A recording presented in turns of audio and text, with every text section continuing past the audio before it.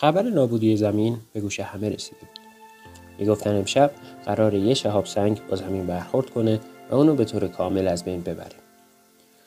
با خودم فکر میکردم که اگر واقعا همچین اتفاقی بیفته دلم هیچ وقت برای زندگی که داشتم تنگ نمیشه. با خودم کلنجار میرفتم که صدای زنگ در رو شنیدم. همسایه پیر و همیشه ناراضیم بود که حق خیلیا رو از منظر بد اخلاقی خورده بود.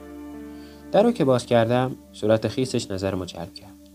با گریه و حقیق مظلومانه گفت یادت ازم نردمون خواستی و بهت ندادم؟ آوردمش. اصلا مال خودت بسرم. حلال کن. من که از فرط شگفت زدگی حتی نتونستم جوابشو بدم در رو بستم. بعد با خودم فکر کردم که اگه امروز آخرین روزه تو خونه ماندن به فایده است. باید برای آخرین بار بفهمم زندگی یعنی چی. لباسامو پوشیدم و راه افتادم. چیزایی می‌دیدم که باور کردنی نبود. اکثرا با چشم خیس در حال خداحافظی و طلب حلالیت بودن.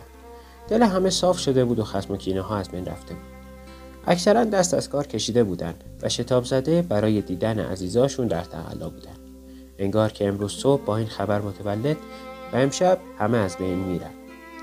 عمر یک روزه کوتاه اما سرشار از عطوفت و مهربونی. میشنیدم مردی به همسرش میگفت امشب میریم رستورانی که دوست داری. همونجا که هر بار میگفتی و من به خاطر کارم نمیتونستم. لعنت به من. حواسم نبود بدون تو کار نمیخوام و اگه تو نباشی من میمیرم. ببخشید اگر قدرت رو ندونستم. اگر برمیگشتیم عقب هر شب تا صبح باهات حرف میزدم و نمیذاشتم آب تو دلت تکون بخوره. این حرفا منو به فکر وادار کرد که من در حق کی بدی کردم و از کی باید عذر بخوام. یا اینکه اگر واقعاً این آخرین روز زندگیم باشه حسرت انجام چه کاری رو میخورم.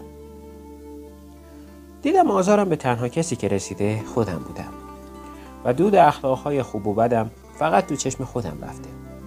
توی دلم از خودم معذرت خواستم و گفتم شرمندم اگر دلتو شکستم و هیچ وقت بهت اهمیت ندادم یا به خاطر دیگران نادیدت گرفتم.